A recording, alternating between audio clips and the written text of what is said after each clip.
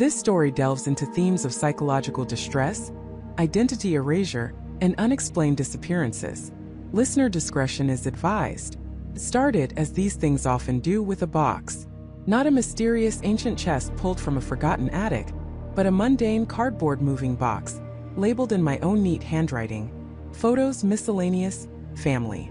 I was packing up my apartment, preparing for a new chapter, a fresh start. And in that ordinary act, my entire past, my very sense of self, began to unravel. I'd been sifting through albums, mostly just tossing them into the box without much thought, when I found it. Loose, tucked beneath a stack of old postcards from my grandmother, was a single large print. It was a photograph from my sister Emily's wedding 5 years ago. A beautiful sun-drenched day, captured forever in glossy paper. I remember that day with absolute clarity. The humid August air, the way Emily's veil caught the breeze, the slightly too tight lavender bridesmaid dress I wore, itchy lace around the neckline. I remember standing in the garden of the old estate, the photographer meticulously arranging us for the main family portrait. Emily and David, her new husband, beamed in the center. Our parents, Robert and Susan, stood proudly beside them. My older brother, Michael, and his wife Jessica were on David's side. And I, Sarah Miller, Emily's younger sister, stood on Emily's left, my arm linked through hers, a wide, slightly awkward smile plastered on my face.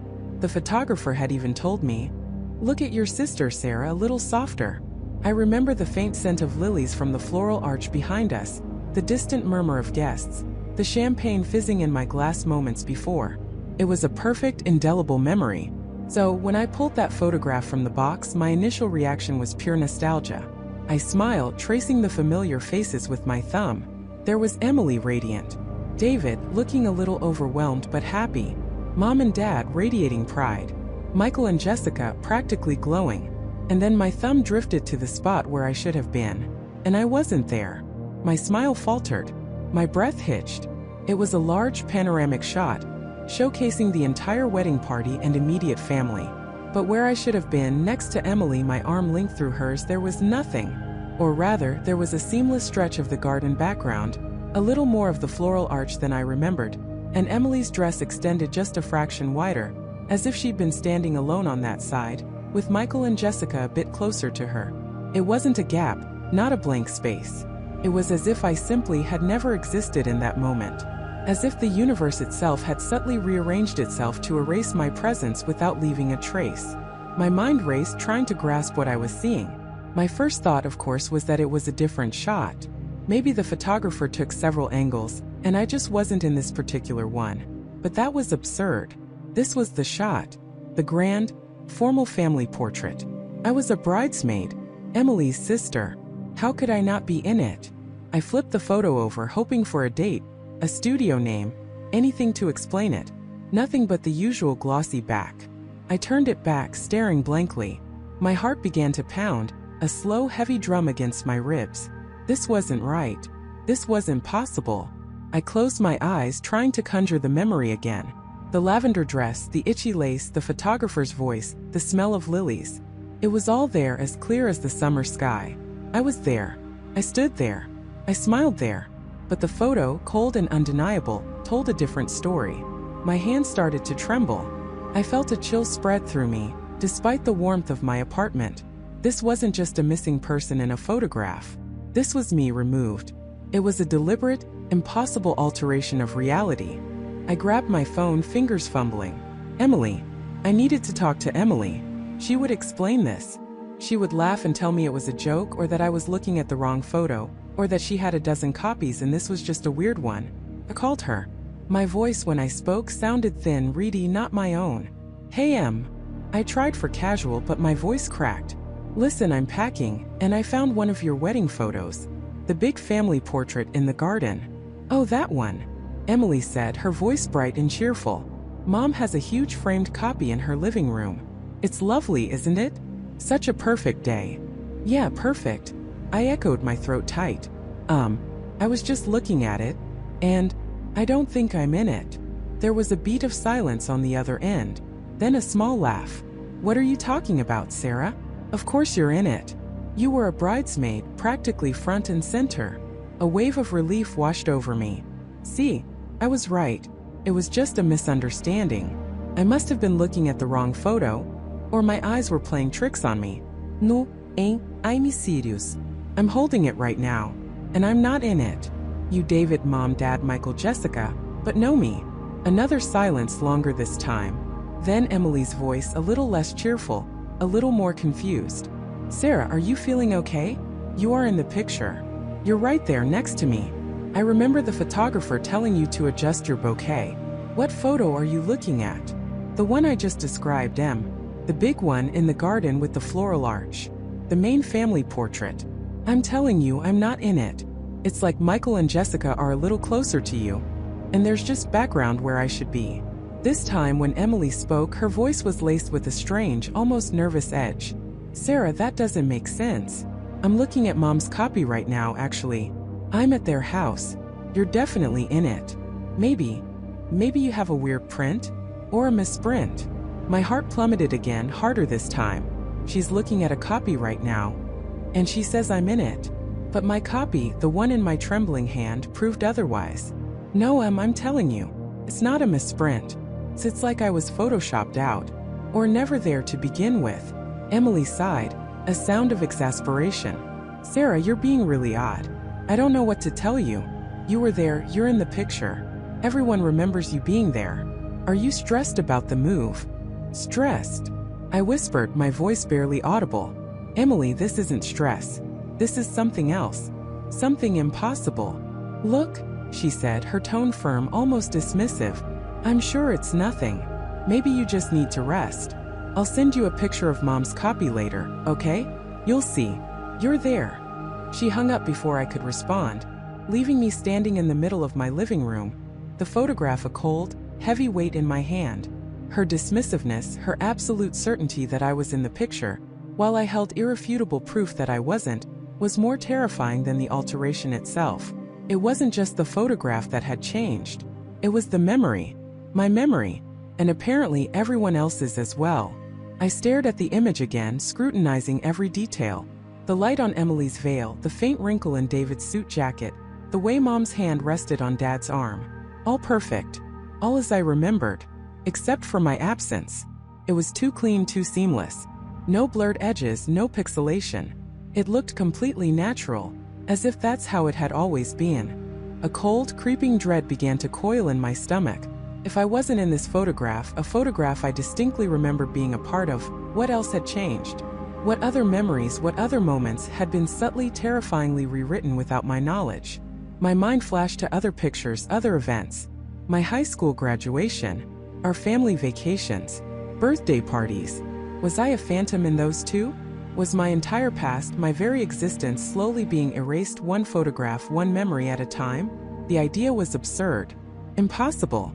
And yet, the photograph in my hand was undeniable. It was proof of an impossible truth. And the chilling realization was just beginning to dawn on me. If my own sister couldn't see it, if she truly believed I was in that picture, then I was truly alone in this. Alone with a secret that threatened to shatter my reality. The world tilted beneath my feet, not physically, but with a sickening lurch that went straight to my core. Emily's unwavering certainty, her complete inability to see what was glaringly absent, didn't just confirm my worst fears. It amplified them into a deafening roar inside my head.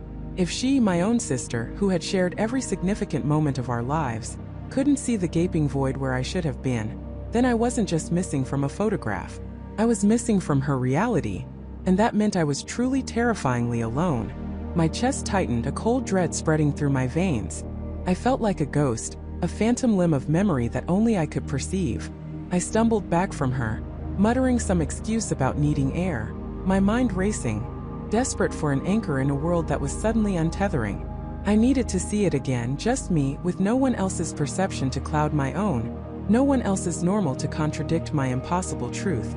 I retreated to my apartment, the framed photograph clutched in my trembling hands. I set it down on my coffee table, then knelt before it, my face inches from the glossy surface. My eyes traced every curve, every shadow, every smiling face. There was Emily, vibrant and laughing, her arms slung around our cousin Michael. There was Aunt Carol, beaming, a plate of her infamous potato salad precariously balanced in her other hand.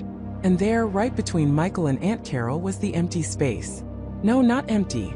Filled with a perfectly normal, slightly out-of-focus background of the park's picnic area.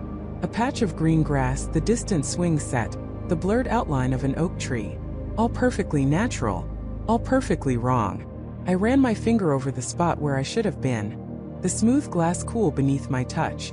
My mind screamed, trying to force my image back into existence, to conjure the memory of my blue shirt, my awkward smile, the way I always stood a little too stiffly for photos. But it was as if an invisible eraser had swept through time, meticulously removing every trace of my presence from that exact frame. The edges of Michael and Aunt Carol were clean, undisturbed, as if no one had ever stood between them. There were no smudges, no pixelations, no digital artifacts that would betray a clumsy alteration. It was seamless, flawless, and utterly terrifying. My breath hitched. This wasn't a trick of the light, or a fading memory. This was a profound, undeniable alteration of a tangible piece of history. And if this photo, a cornerstone of my childhood memories, could be so fundamentally rewritten, what else could be? A fresh wave of panic washed over me. I needed more evidence. I needed to find another anchor, another piece of my past that I could hold on to, something that would prove I wasn't losing my mind. My mind immediately went to other significant family moments, other birthday parties, holidays, graduations. I scrambled to my old desk, pulling out dusty photo albums, my fingers fumbling with the clasps. I switched on my laptop, navigating to the cloud storage where I kept thousands of digital memories. The search was frantic, desperate, a race against an invisible clock. I scrolled through years of digital files, my heart pounding with each click. Family vacations, school plays, college graduations. I started with the most vivid, the most emotionally charged memories, hoping to find something, anything that felt off. Minutes bled into hours. My eyes burned, tracing the familiar faces of friends and family, searching for the anomaly, the crack in the veneer of my perceived reality. Then I saw it. A photograph from my 25th birthday party. It was a candid shot taken by my friend Jessica as I was blowing out the candles on my cake. My wide smile, my slightly flushed cheeks, the flickering candlelight reflecting in my eyes. It was all perfectly me. But something was wrong, profoundly wrong. My gaze locked onto my left wrist. Around it, glinting subtly in the dim light, was a simple silver watch. A generic everyday watch. A cold, sickening jolt went through me. My memory of that day was crystal clear. My grandmother, bless her soul, had given me a very special gift for that 25th birthday. It wasn't just any watch. It was an antique pocket watch, converted into a wristwatch, with an intricate filigree casing and a unique deep blue face. She had found it in a small artisan shop during her travels, and it was one of a kind. I had worn it every single day for years after that, a cherished reminder of her. I knew I was wearing that watch at my party. I remembered showing it off, the way the light caught the delicate engraving. It was an iconic piece of my personal history, woven into countless memories. But in the photo it was gone, replaced by this generic silver thing. My breath hitched again, a silent gasp of horror. This wasn't about being absent. This was about being present but fundamentally altered. Like a key detail of my identity had been subtly overwritten. The first photograph had stolen my presence. This one had stolen a piece of my personal history, a tangible link to a cherished memory. I stared at the image, then at my own wrist, where I still occasionally wore the antique watch, though less frequently these days. I quickly unclasped it, holding it up, comparing the intricate blue face to the bland silver circle in the photograph. There was no mistaking it. These were two entirely different watches. And yet, the person in the photo, smiling joyfully, was undeniably me. A frantic desperation seized me. Was I misremembering? Was my memory playing cruel tricks? No. The antique watch was too distinct, too emotionally significant. I remembered the weight of it, the feeling of the cool metal against my skin, the way Grandma had smiled as she placed it in my hand. These weren't vague recollections. They were vivid sensory memories. I had to confirm. I couldn't go back to Emily. She already thought I was seeing things. I needed someone else, someone who was at that party, someone who might remember. Jessica. My friend Jessica Miller. She had taken the photo, she was there, she would remember. My fingers fumbled for my phone, my heart hammering against my ribs. I dialed her number. The sound of the ringing tone a jarring intrusion into the suffocating silence of my apartment. Hey Alex. Long time no talk. What's up? Her voice was cheerful, normal, a stark contrast to the chaos in my mind. "Hey Jessica." "Yeah, I know. Just thinking about old times." I began, trying to keep my voice even, casual. "Random question for you, totally out of the blue. You remember my 25th birthday party? The one where you took all those great photos?" "Oh yeah, totally. That was a blast, right? Your mom's lasagna, really good cake, why?" "Yeah, it was great. I was just looking through some old pictures from it, and I was wondering, do you remember anything specific about what I was wearing? Like anything distinctive?" I held my breath, my knuckles white as I gripped the phone. Jessica laughed. "Alex, you wore that same silver watch to like every event for years after that party. I remember thinking it was kind of understated for your birthday, but you loved it. You were always fiddling with it, checking the time. Why? Did you lose it?" My blood ran cold. The generic silver watch. Not the antique, unique one. Jessica, my close friend who had been there, who had taken the photo, remembered the wrong watch. She remembered the watch in the altered photograph, not the one that was etched into my most vivid memories. A suffocating wave of terror washed over me.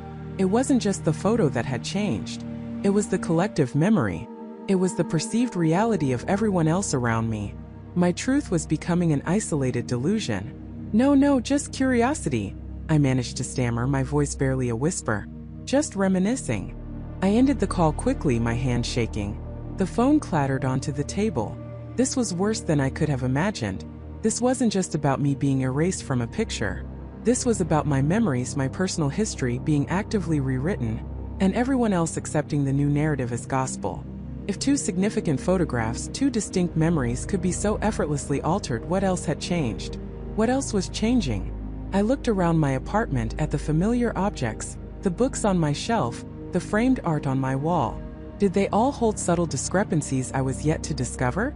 Was my entire life a meticulously crafted illusion, constantly shifting, constantly reforming, with only I, the supposed inhabitant, aware of the cracks? My reflection in the darkened window stared back at me, my eyes wide with a frantic, desperate fear. I reached up, touching my own face, feeling the familiar contours of my cheekbones, the slight stubble on my jaw. Was this face truly mine? Was I truly me? Or was this just another version, a new iteration of existence that had been seamlessly swapped in, leaving me, the original, to contend with the impossible truth? The world outside felt like a stage, and I was the only actor who knew the script had been rewritten mid-play. And the terrifying question that echoed in the silence of my apartment was, if everything I believed about my past could change, what did that mean for my present? For my very identity? My very identity? The thought was a physical blow. A cold, suffocating hand clamped over my mouth and eyes. I stumbled back from the computer, the glowing screen a malevolent eye staring back at me, accusing me of a life I hadn't actually lived. My apartment, usually a sanctuary, now felt like a stage set, meticulously arranged for a play where I was the unwitting, and perhaps unnecessary, lead. Every object, every photograph on my walls, suddenly seemed suspect, a prop in a grand, elaborate deception. Panic, raw and visceral, clawed its way up my throat. My heart hammered against my ribs, a frantic drumbeat demanding answers. I paced, a caged animal, the floorboards groaning under my restless energy. My mind raced, snatching at fragments of memories, trying to piece together a coherent narrative. The picnic, the exact spot under the old oak tree, the way the sun had filtered through the leaves, the smell of freshly cut grass. It was all there, vivid and clear, yet utterly contradicted by the image on the screen. How could a memory so strong, so entrenched, be a complete fabrication? My first desperate instinct was to call my parents, David and Emily. They were the architects of my world, the keepers of my childhood. They had to know. They had to explain. My fingers fumbled with my phone, the numbers blurring through a sudden film of tears. I hit send, the ringing tone echoing the frantic beat of my own pulse. My mother, Emily, answered on the third ring, her voice warm and familiar, a stark contrast to the icy dread coiling in my stomach. "Sweetie, everything all right? You sound a little breathless." "Mom," I choked out, trying to steady my voice. "The photograph. The one from the picnic at Miller's Pond when I was 7. The one with Aunt Carol and Uncle Mark, and Mark's ridiculous fishing hat." There was a beat of silence on the other end, a pause that stretched into an eternity.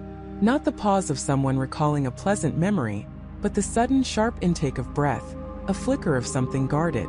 "Oh, that old thing," she finally said, her voice a shade too light, a little too casual. "What about it, honey? Why are you calling about that at this hour?" I can't find myself in it, Mom," I whispered, the words feeling alien on my tongue.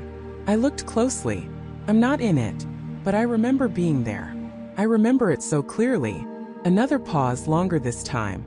I could almost hear her exchanging a glance with my father, a silent communication passing between them. Then my father's voice, David, deep and reassuring, cut in. "Honey, it's Dad. What's all this about a photograph? You're being silly. Of course you're in it. You were always right there, front and center, causing mischief." He chuckled, a forced, hollow sound that grated on my nerves. "No, Dad, I'm not," I insisted, my voice rising. "I'm looking at it right now. I'm not there. Everyone else is. But I'm not." "Oh, that one," Emily interjected, a new note of dismissiveness in her tone. "You know, that was the day you had that terrible stomach bug. You were feeling so poorly. We almost didn't go. But Aunt Carol had driven all that way, so we went for a little while and you stayed home with Dad for a bit, then we picked you up later. You probably just don't remember because you were so miserable." My breath hitched. "No," I said firmly. "That's not right. I remember the picnic. I remember trying to steal Uncle Mark's fishing hat. I remember splashing water on Aunt Carol. I remember it all. My memories were not of being sick at home. They were of being at the picnic, vibrant and alive." "Sweetie, sometimes our memories play tricks on us," Emily said gently, her voice now laced with a concern that felt more like placation than genuine empathy. "You were so young. It's easy to get things mixed up. You had a high fever that day. Maybe you dreamed it." "I didn't dream it, Mom," I yelled, the frustration boiling over. "I know I was there. Why are you saying I wasn't? Why isn't my face in that picture?" The line went silent again, heavy and oppressive. I could picture them, sitting in their cozy living room, exchanging worried glances, perhaps even a subtle shake of the head. When David spoke again, his voice was stern, a tone he reserved for when he felt I was being unreasonable. "Look, we understand you're upset, but there's no need to get dramatic. It's just an old photograph. Maybe it was a bad angle or you were behind someone. We were all there. You were always there. You're our child. This is ridiculous." "Ridiculous?" I scoffed, a bitter laugh escaping me. "My entire childhood, my entire sense of who I am, is based on memories that this photograph, and now you are telling me are false. How can that be ridiculous?" "We're your parents," Emily said, her voice strained now, losing its gentle facade. "We remember your childhood better than anyone. Why would we lie about something so trivial?" "I don't know, Mom," I cried, tears finally streaming down my face. "That's what I'm trying to figure out. Because if you're right, then I'm losing my mind. But if I'm right, then you've been lying to me my entire life." The conversation deteriorated from there, dissolving into a frustrating loop of their dismissive reassurance and my increasingly desperate pleas for honesty. They insisted I was overtired, stressed, perhaps even hallucinating. They suggested I come home for a visit, perhaps see a doctor. The implication was clear. I was the problem, not the photograph, not their evasiveness. I hung up, my hand shaking, a cold dread settling deep in my bones. They weren't just denying it, they were actively trying to convince me I was insane. And if my own parents, the very foundation of my existence, were doing that, then who could I trust? The isolation was profound, a chasm opening beneath my feet. If my memories were fabrications, and my parents were either complicit or utterly blind, then I was truly alone in this terrifying quest for truth. The apartment felt suffocating. I needed to escape, to breathe, to think. I grabbed my keys, practically running out the door. The unsettling image of the photograph burned into my mind. I drove aimlessly for a while, the city lights blurring into streaks of color, my thoughts a chaotic whirlwind. My phone buzzed. It was a text from my mother. "Just worried about you, sweetie. Call us when you feel better. We love you." The words, meant to be comforting, now felt like a veiled warning, a subtle attempt to reassert control. It only solidified my conviction. They knew something they didn't want me to know. My mind kept returning to the photograph, to the subtle details. The way Aunt Carol was looking off to the side, a faint smile playing on her lips, as if at someone just out of frame, someone who should have been me. And then a flicker of a forgotten memory, a whisper from the past. Our old house, the one we lived in until I was about 10. It had a small, dusty attic. My parents had always kept it locked, claiming it was full of old, dangerous junk. But I remembered sneaking up there once, just for a moment, before my father caught me. I didn't remember what I saw, only the intense feeling of being somewhere forbidden. What if there were other photographs, other documents, things my parents had carefully curated or hidden away? If they had gone to such lengths to erase me from that picnic, what else might they have changed? What other parts of my past might be a carefully constructed illusion? A sudden desperate plan formed in my mind. I couldn't trust their words. I needed tangible proof. I needed to go back to the source, to the house where my childhood memories were supposedly forged. My parents still lived in that house, the one from my earliest recollections. It was a Saturday. They usually went to their weekly bridge game at the community center, a predictable ritual that lasted for hours. It was risky, a blatant invasion of their privacy, but what choice did I have? My identity, my very sanity, felt like it hung in the balance. I pulled over, heart pounding with a mix of fear and grim determination. I checked my watch. They would be leaving for bridge in about an hour. Enough time for me to get there and hopefully enough time to find something. Anything. The drive to my childhood home felt surreal, like traveling back in time through a distorted lens. Every familiar landmark seemed slightly off, imbued with a new, unsettling quality. The old oak tree at the corner where I used to climb. The swing set in the park where I spent countless afternoons. Each memory, once comforting, now felt fragile, threatened by the revelation of the photograph. I arrived at their quiet suburban street, parking a few blocks away and approaching on foot, feeling like a criminal.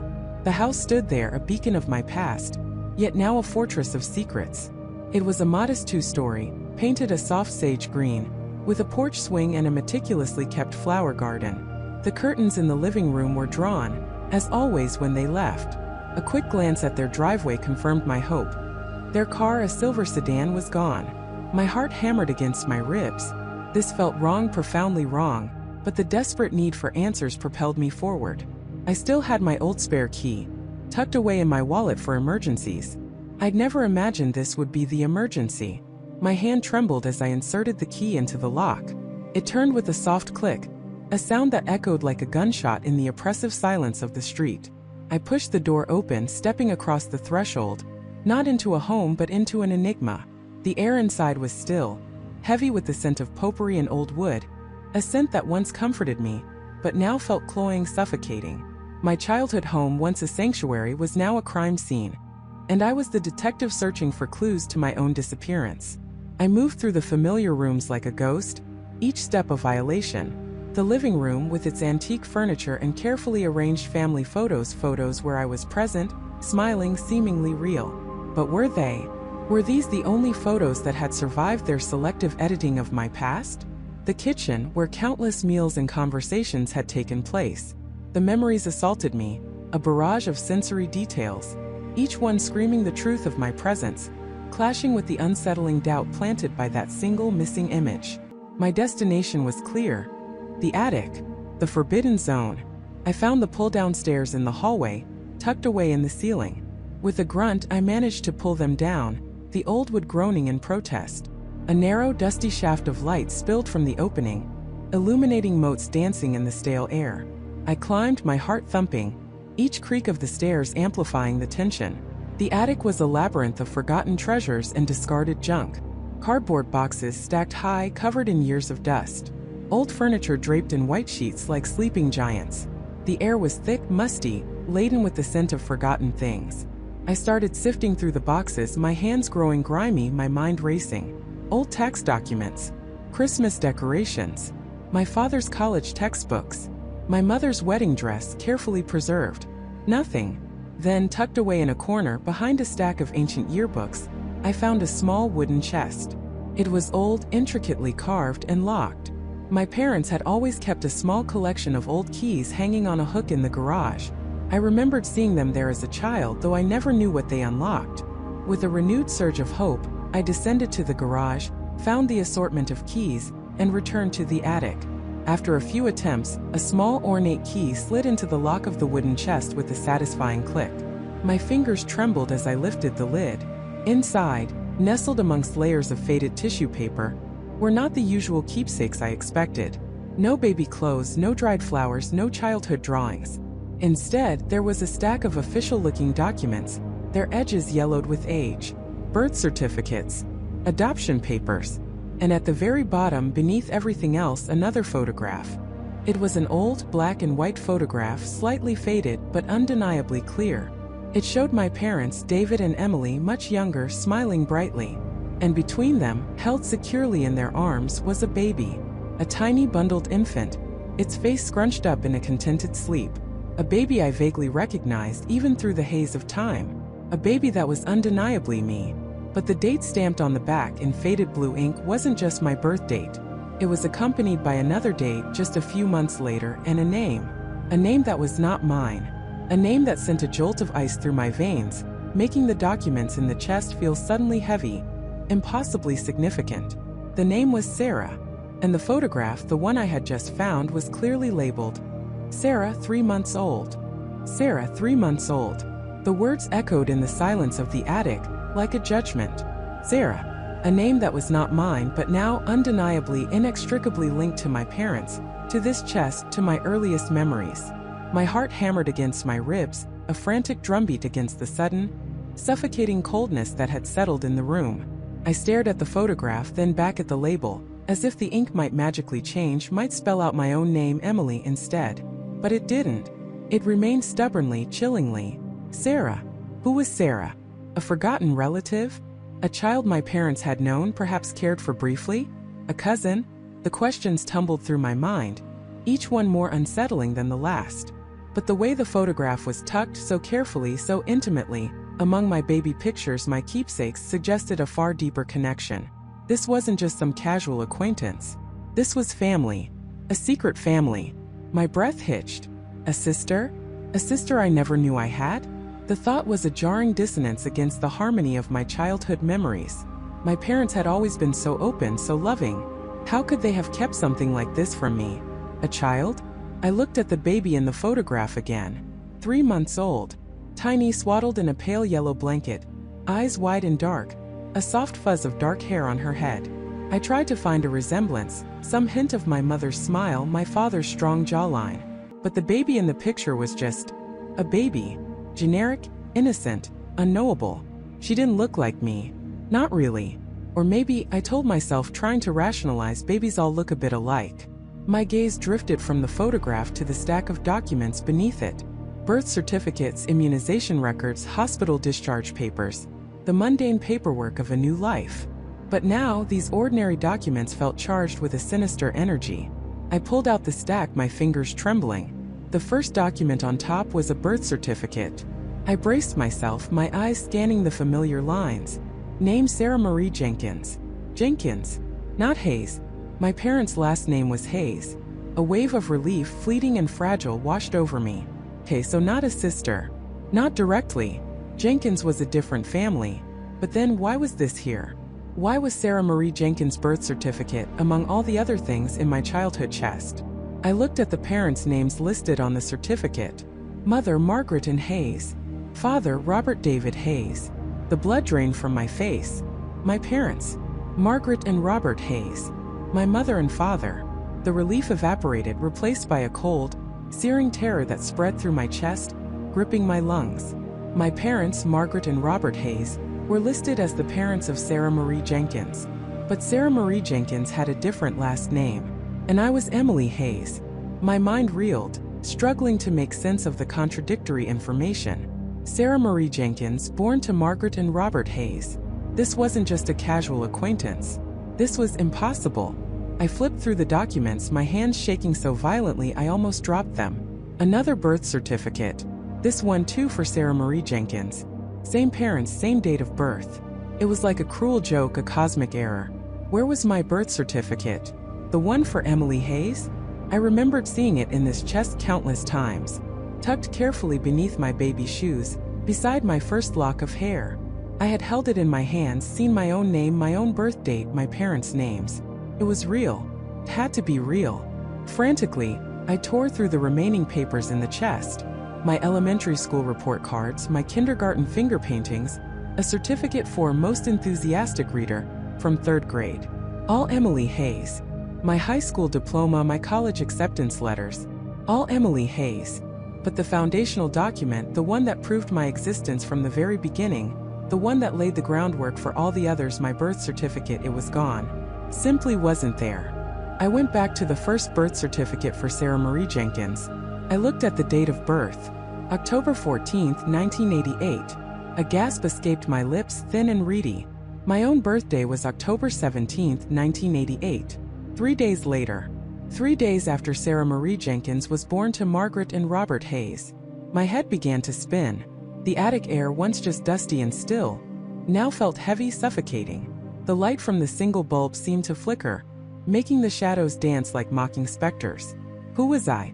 If my parents had given birth to Sarah Marie Jenkins on October 14, 1988, and my birthday was October 17, 1988, then how could I be Emily Hayes?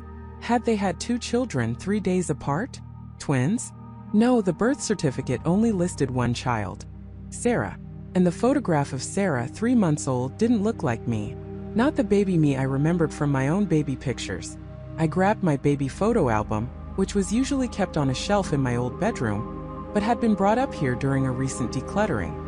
I fumbled through the pages, my fingers flying past blurry shots of hospital blankets and tiny fists. I found it. My own birth photo. Me, tiny, red-faced, in a white hospital cap. And then, the photos of me at 3 months.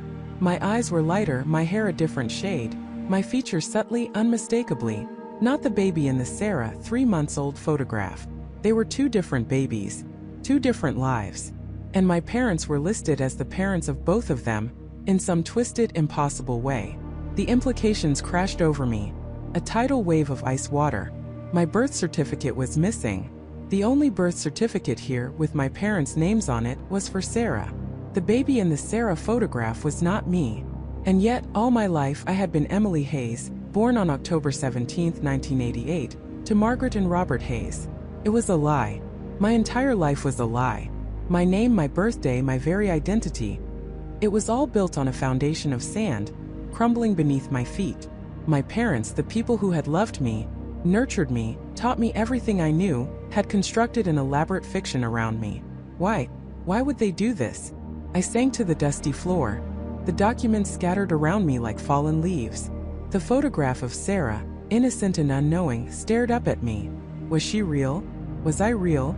Or was I just a ghost? An echo of a life that wasn't mine?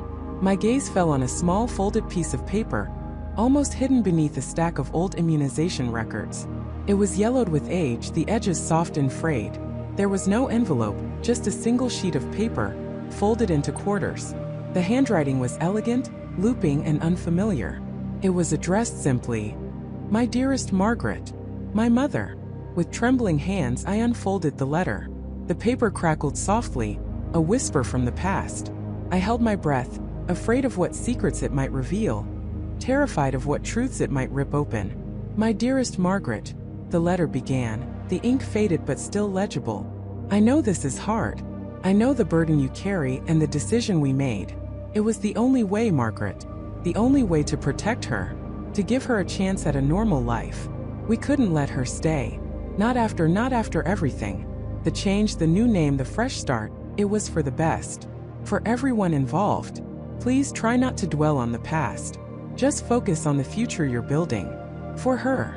My eyes darted to the last line, the signature. It was a name I didn't recognize.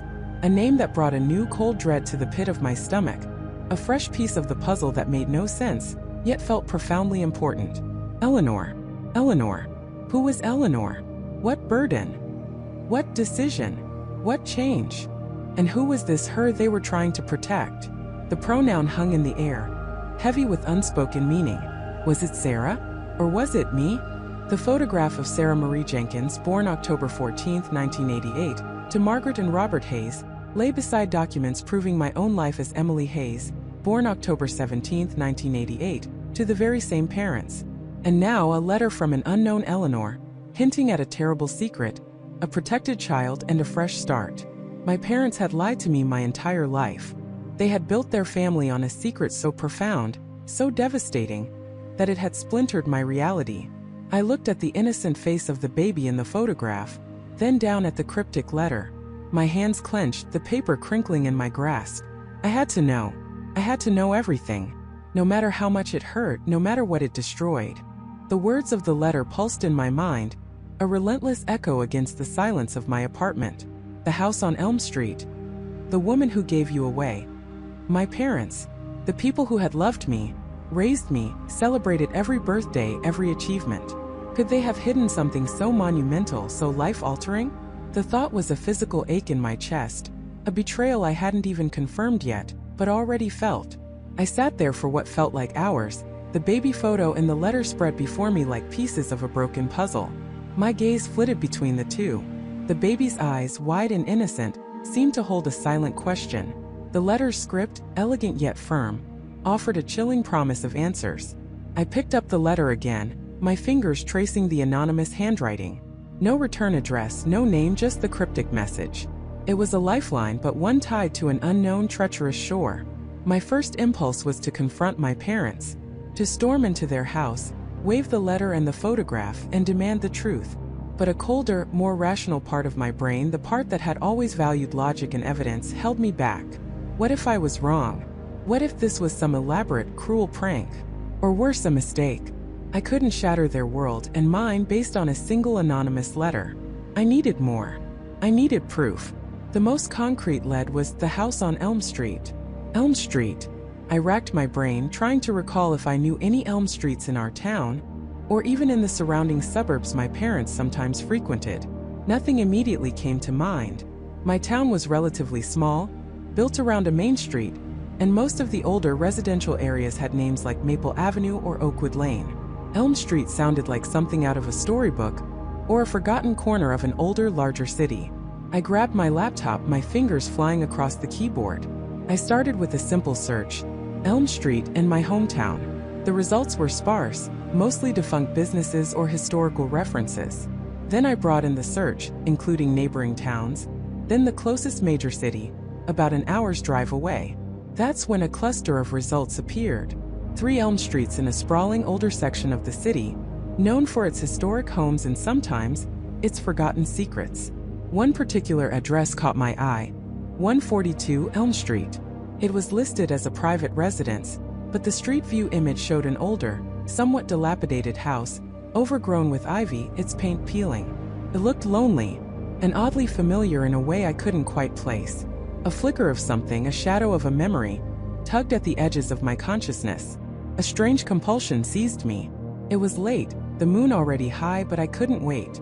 The urgency was a physical thing, a frantic beat in my pulse. I had to see it. I had to go there. I scribbled the address on a piece of paper, grabbed my keys, and slipped out of my apartment, the photograph and the letter tucked safely into a hidden compartment in my backpack. The drive felt endless, the familiar highway stretching into an unfamiliar quest. My mind raced, constructing scenarios, tearing them down. What would I find? An empty house? A new family living there, oblivious to the history it might hold? Or something far more sinister? As I navigated the city streets, the neighborhood slowly transformed.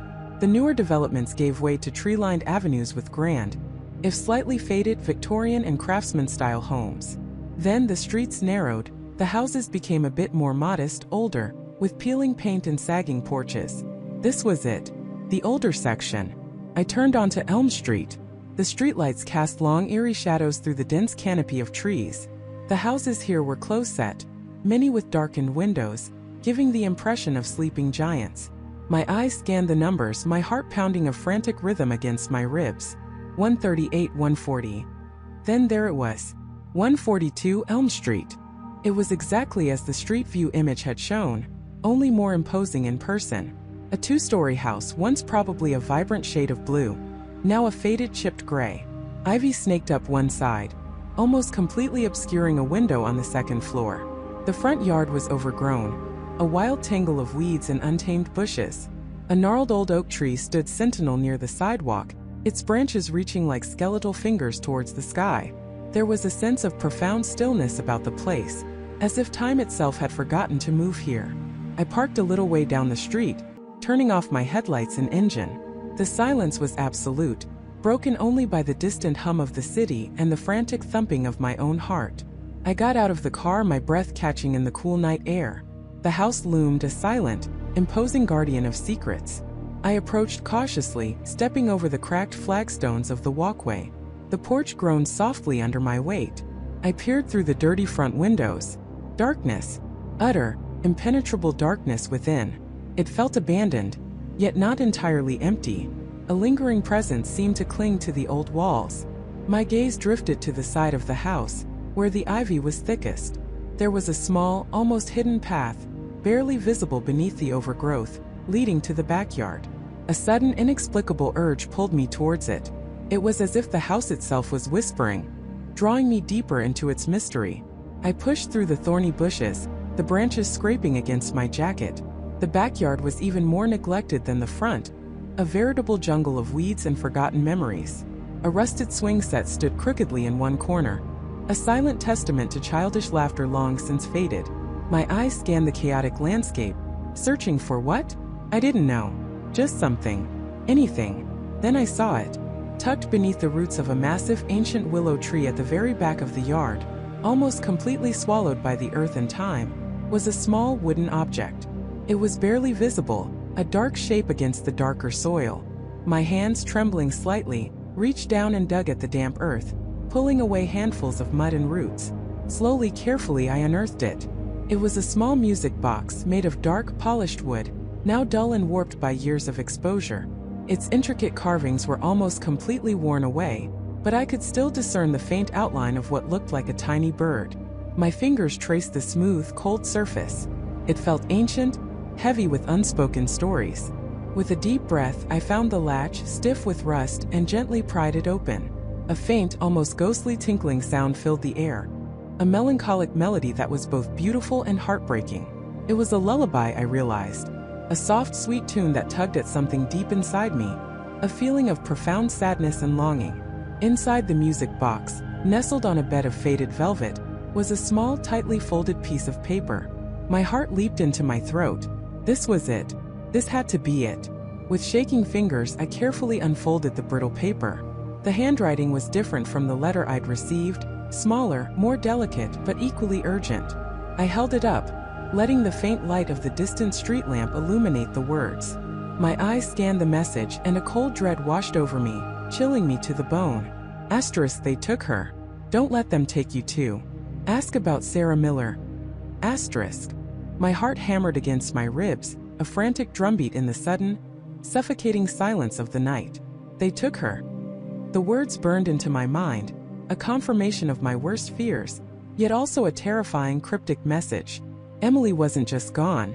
She was taken. And now they were coming for me. I gripped the note tighter, the rough paper crinkling in my trembling fingers. Don't let them take you too. A shiver of pure terror coursed through me, colder than the night air. Who were they? What did they want? And how did they know about Emily, about the photograph, about me? Then the final command, a desperate plea from an unknown ally. Ask about Sarah Miller. Sarah Miller. The name was a lifeline, a fragile thread in a bewildering labyrinth. My mind raced, trying to place it. Had Emily ever mentioned a Sarah Miller? Had I? Nothing. The name was a blank slate, yet it was the only direction I had. I stumbled back into the house, my eyes darting around the familiar living room, now transformed into a potential hunting ground. Every shadow seemed to lengthen. Every creak of the old house sounded like footsteps behind me. I felt exposed, vulnerable, like a deer caught in headlights. My phone. I needed my phone. My hands fumbled for my pockets, pulling it out, the screen a sudden, unwelcome beacon in the darkness. My first instinct was to call the police again, but what would I say? Someone left a note saying they took my wife, who disappeared from a photograph, and now they're coming for me, and I need to ask about a Sarah Miller? They'd think I was delusional, or worse, responsible for Emily's disappearance and trying to concoct some elaborate alibi. No, this wasn't a job for the official channels, not yet. This was something far stranger, far more insidious. I sank onto the worn sofa, the note still clutched in my hand, my thumb tracing the anonymous handwriting. It was neat, almost clinical, but with an underlying urgency that spoke volumes. I unlocked my phone, the glow illuminating my pale, anxious face. Google. My only real weapon in this fight was information. Sarah Miller. I whispered, my voice hoarse, as I typed the name into the search bar. I hit enter, my breath held. The results populated quickly, a dizzying array of names and faces. There were thousands of Sarah Millers in the United States. This wasn't going to be easy. I narrowed my search. Sarah Miller missing. I typed then, Sarah Miller disappearance. The results shifted. A few local news articles popped up for a Sarah Miller who had gone missing from a neighboring state 5 years ago. A teenager who had run away. Another, a Sarah Miller involved in a financial fraud case. Nothing that screamed, missing person related to my wife disappearing from a photograph. Frustration gnawed at me. There had to be a connection. The note was specific. This Sarah Miller wasn't just any Sarah Miller. She was the Sarah Miller. I thought about Emily. What was she doing before she disappeared? What were her interests? Her hobbies? She was a research assistant at the university, specializing in cognitive psychology, particularly memory formation and retention. Could Sarah Miller have been a colleague? A subject in a study? I added psychology and university to my search terms. Sarah Miller Psychology University. Still too broad. I tried Sarah Miller Cognitive Psychology, then something shifted. A few academic papers appeared, co-authored by an S. Miller and a Dr. Eleanor Vance, a prominent figure in the field of memory research, based at a prestigious university across the country. The name Dr. Vance rang a faint bell, but I couldn't place it. Emily admired her work, I remembered that much. I clicked on one of the papers, a dense scientific article on anomalous memory recall and subjective reality alteration. The abstract was filled with jargon, but the title alone sent a chill down my spine. Subjective reality alteration. Wasn't that exactly what I was experiencing? Emily, gone from the photograph, the world reshaping around me? I scrolled down, looking for any mention of the co-author, S. Miller. Her full name was Sarah Miller, listed as a doctoral student and research assistant to Dr. Vance. The paper was dated 3 years ago. This was promising. This Sarah Miller was in a field directly related to Emily's work, and the research itself seemed eerily relevant. But there was no mention of anything extraordinary about Sarah Miller. No disappearance, no mystery. Just a promising young academic. I went back to the search results, focusing on Sarah Miller and Dr. Vance. I found a university profile for Dr. Vance, current and active. I found an archived profile for Sarah Miller, showing her as a student researcher. But the profile hadn't been updated in over 2 years. No graduation date, no current position listed. Just an abrupt end. My fingers flew across the keyboard. Sarah Miller, Dr. Eleanor Vance disappearance. Bingo. A few obscure forum posts, threads on Reddit, and a sparsely updated blog dedicated to unsolved academic mysteries popped up. The details were fragmented, often speculative, but a consistent narrative emerged.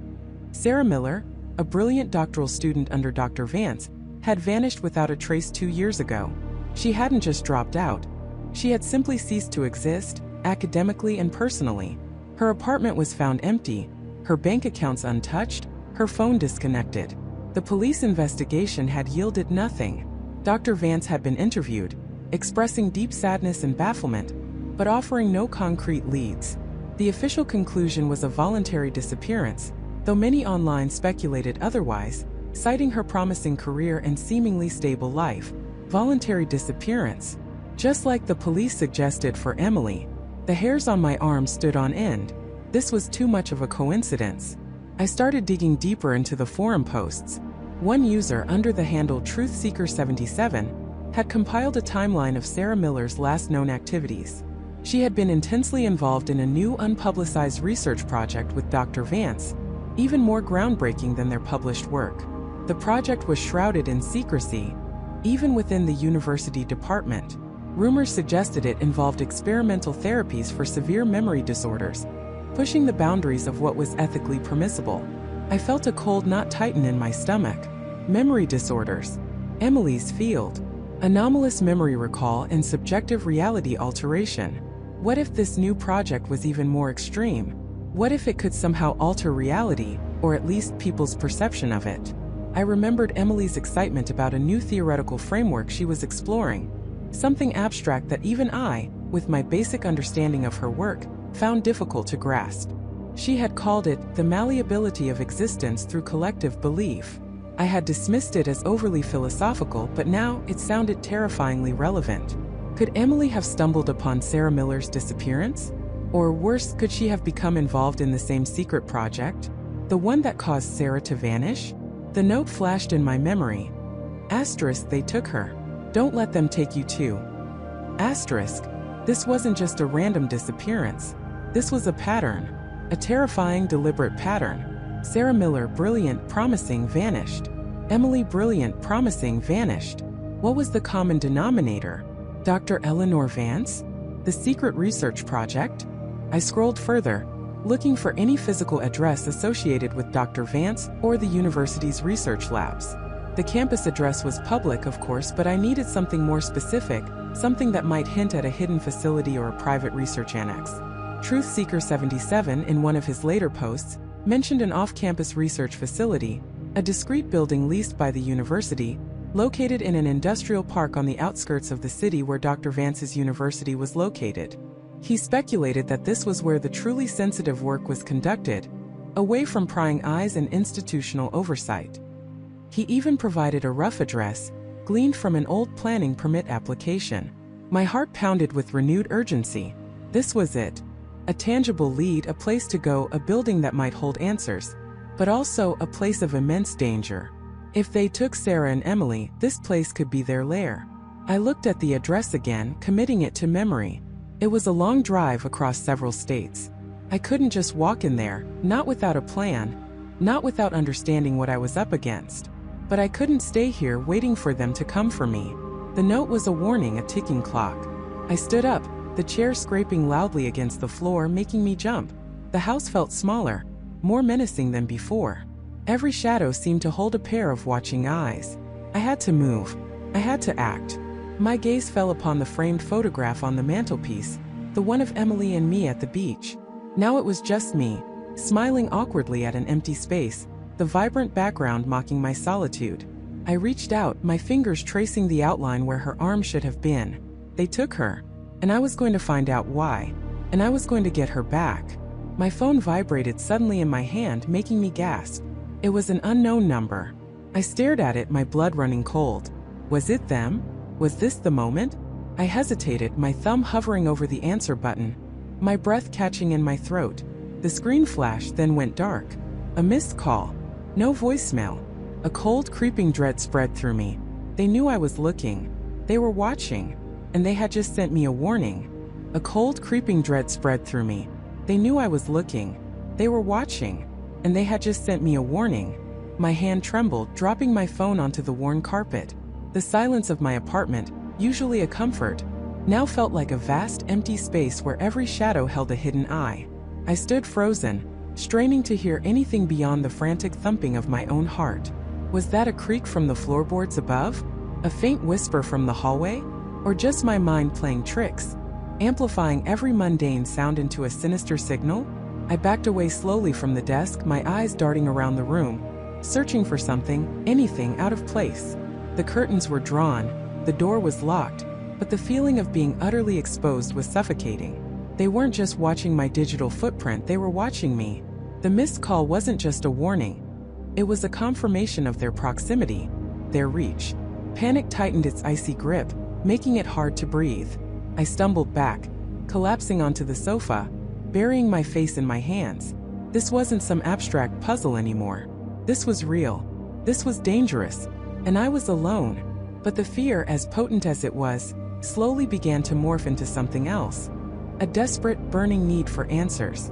They wanted me to stop. They wanted me to be afraid. And for a moment they had succeeded. But I couldn't stop. Not now. Not when the stakes were so terrifyingly clear. I had to know why. Why me? Why this photograph? Why were they so desperate to keep whatever secret it held buried? I took a shaky breath, forcing myself to push past the terror. If they were watching, then I needed to be smarter. I needed to understand what they were trying to hide. My gaze fell back to the desk, to the photograph lying there, its silent faces mocking my confusion. That picture, my last tangible link to my past, was also the key to my present danger. I walked back to the desk, my movements more deliberate now. My hands were still shaking, but a cold resolve was beginning to set in. I picked up the photograph again, holding it under the harsh glare of my desk lamp. I'd stared at it countless times, memorizing every detail, every smile, every background nuance. But I hadn't looked at it with this level of fear, this desperate urgency. I needed to find something I had missed, something that screamed danger. I retrieved the small magnifying glass I sometimes used for old coins. Carefully, meticulously, I began to scan the image centimeter by agonizing centimeter. I started with the faces, examining the slight crinkles around their eyes, the subtle tension in their smiles. Nothing. Then the clothes, the backdrop of the park, the distant trees. Still nothing. My eyes moved to Sarah, her bright smile, her hand casually resting on Jessica's shoulder. She was wearing sunglasses, large, fashionable ones that reflected the world around her in miniature. I had always dismissed the reflections as just random light and color. But now, with the magnifying glass pressed against the glossy surface, I focused. It was faint, distorted by the curve of the lens, but it was there. A reflection. Not just sky and trees, but something more. A building. A distinct architectural style, almost brutalist, with harsh lines and dark, reflective windows.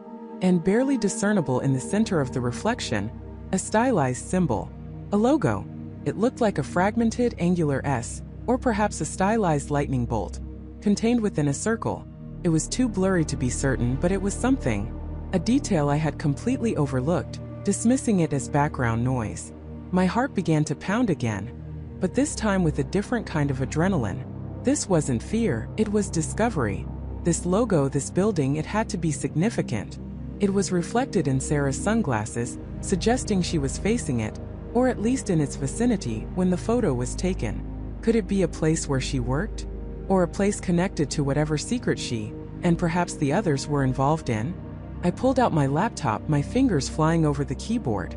I started with reverse image searches, trying to isolate and enhance the reflection, but the quality was too poor. Then I tried searching for brutalist architecture plus city name. The city where the photo was taken. I scrolled through countless images, looking for that distinctive style, that angular symbol. Nothing immediately jumped out. The symbol, though. The fragmented S or lightning bolt. It felt familiar, like something I might have seen before, perhaps in an old newspaper or on a billboard. I racked my brain, trying to remember any company or organization with a similar emblem. My mind raced, sifting through decades of forgotten information. Suddenly, a name surfaced. An old friend, David Miller. He used to work in corporate security, and he was always obsessed with obscure corporate logos and their histories. He'd known some of the people in the photograph too, though not intimately. He might remember something about Sarah's professional life, or recognize the symbol. My finger hovered over my phone again. A fresh wave of hesitation washing over me. Could I trust David? If they were watching me, if they had the power to make phone calls disappear and send warnings, then reaching out to anyone might put them in danger too. Or worse, what if David was already compromised? The thought sent a chill down my spine. But I was desperate. I needed help, or at least a second pair of eyes that weren't clouded by fear and paranoia. I took a deep breath and dialed David's number. It rang once, twice, 3 times. Then an automated voice. The person you are calling is unavailable. Please leave a message. No voicemail option. Just a curt final message. My stomach clenched. David always answered his phone, or at least had voicemail enabled. This was unusual. Was it just a coincidence? Or was this another sign? Had they already gotten to him? Or was his unavailability because of them? The possibilities spiraled, each one more terrifying than the last. My apartment felt colder, more exposed than ever. The faint hum of the refrigerator seemed unnaturally loud. I walked to the window, pulling back a corner of the curtain. The street below was deserted, but a dark sedan was parked across the street, its windows tinted. Could be anyone. Could be nothing. But my gut screamed otherwise. It hadn't been there earlier. I let the curtain fall, my heart hammering against my ribs. This was no longer just about a photograph. This was about survival. They weren't just watching, they were actively isolating me, cutting off my lifelines. I walked into my small kitchen, needing to ground myself. I reached for a glass, but my hand brushed against a cookbook on the counter. I distinctly remembered leaving that cookbook on the shelf above the stove. It was a small thing, insignificant to anyone else, but to me in that moment it was a thunderclap. Someone had been in my apartment while I was out, or worse, while I was asleep. The dread returned, sharper, colder. They weren't just watching from afar. They were in my space, They were sending a message that was chillingly clear. Nowhere was safe. My home, my sanctuary, had been violated. I stared at the cookbook, then at the slightly ajar window in the kitchen that I was certain I had latched shut that morning. My breath hitched. They hadn't just watched. They had entered. They had left a calling card. My mind raced, connecting the dots. The missed call, David's sudden unavailability, the car outside, the moved cookbook, the unlatched window. It was a carefully orchestrated campaign of intimidation. They wanted me to break. They wanted me to give up. But I couldn't. Not now that I had the logo. Not now that I knew how close they were. This wasn't just a warning anymore. This was a declaration of war. And I had a weapon. The truth hidden within that photograph. I had to find out what that logo meant, what building it belonged to. I had to go there. I grabbed my jacket, my keys, and the photograph. I had to leave. I had to act. The fear was still a knot in my stomach, but it was now mixed with a fierce determination. I was no longer just looking for answers, I was fighting back. And I knew with a chilling certainty that the moment I stepped out of my apartment, I would be walking directly into their trap. But I had no choice. I had to find out what they were so desperately trying to hide. The air in my apartment felt heavy, suffocating. Each breath, a conscious effort against the invisible weight pressing down. My heart hammered, a frantic drum against my ribs, echoing the certainty that I was about to make the most dangerous decision of my life. They were out there, waiting. Every instinct screamed at me to stay hidden, to barricade myself inside, to disappear into the shadows of my own fear. But the thought of cowering while my life, my very existence, was systematically unraveling was worse. Far worse. I wasn't just fighting for answers, I was fighting back. And I knew with a chilling certainty that the moment I stepped out of my apartment, I would be walking directly into their trap. But I had no choice. I had to find out what they were so desperately trying to hide. I took a deep, shuddering breath, the metallic taste of fear in my mouth, and reached for the doorknob. The click of the lock reverberated in the sudden silence of the hallway, a sound that felt deafeningly loud. Each step I took down the 2 flights of stairs was measured, deliberate, my ears straining for any whisper, any creak, any sign of an unseen presence. The building was eerily quiet, the usual hum of city life muted, as if the world itself was holding its breath. Every shadow seemed to stretch, to writhe, transforming into monstrous, watchful figures in my peripheral vision. My paranoia was a living thing, crawling under my skin, making my scalp prickle. As I pushed open the heavy glass door to the street, the late afternoon sun hit me like a physical blow, temporarily blinding me. I blinked, letting my eyes adjust, scanning the street with a frantic intensity. A young couple walked hand in hand, laughing. A delivery truck rumbled past. An elderly woman tended to her window box. All mundane, normal. Too normal. It felt like a stage meticulously set, waiting for my cue. I pulled my baseball cap lower, hoping to blend into the anonymous rhythm of the city, a ghost walking among the living. My destination was clear. The daily grind. It was our place, the cafe where Jessica, David, Emily, and I had spent countless hours, fueled by bad coffee and endless dreams. It was a pilgrimage, a desperate plea to a past that was slipping through my fingers like sand. If any fragment of my existence remained, it had to be there, in those memories, in those walls. The walk was a blur of heightened senses. Every car that slowed, every person who glanced my way, every sudden movement, sent a jolt of adrenaline through me. I felt like a hunted animal, acutely aware of the vast, indifferent urban jungle around me, knowing that somewhere hidden in plain sight the hunter was watching. I kept my pace steady, tried to appear nonchalant, but inside I was a coiled spring, ready to snap. When I finally rounded the corner and saw the familiar red awning of the daily grind, a wave of bittersweet nostalgia washed over me, quickly followed by a fresh surge of dread. And then I saw her, Jessica. She was sitting at our usual table by the window, a book open in front of her, a half-empty mug of something steaming beside it. Her dark hair was pulled back in a messy bun, a stray strand falling across her face. She looked exactly the same, yet impossibly different, a stranger in a familiar setting. My heart lurched, a mix of hope and terror. This was it, the trap, or at least the bait. I pushed open the cafe door, the cheerful jingle of the bell sounding like a death knell in my ears. The aroma of roasted coffee beans and pastries filled the air, a scent that used to feel like home. Now it felt like a cruel mockery. I walked slowly towards her table, my legs feeling heavy, as if moving through water. She looked up from her book, her eyes, usually so warm and full of life, met mine with a polite, but utterly blank expression. "Jessica." My voice was a choked whisper, barely audible above the low murmur of conversation in the cafe. She offered a small, hesitant smile. "I'm sorry, do I know you?" Her voice was soft, courteous, but devoid of any recognition. It was like a knife twisting in my gut. "It's Michael," I said, trying to keep the desperation out of my voice, trying to sound normal, as if I wasn't fighting for my very identity. "Michael, we went to high school together. We were inseparable. You mean David, Emily? The lake house?" The summer Emily broke her arm and David blamed the squirrels. I tried to laugh, but it came out as a hollow, pathetic sound. A flicker of something crossed her face, confusion, perhaps a faint echo of familiarity, but it quickly vanished, replaced by a growing discomfort. She shifted in her seat, pulling her book closer.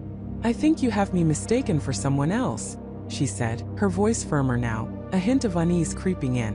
"My name is Jessica, but I don't know any Michael, and I certainly don't remember any lake house or squirrels." "No, Jessica, please.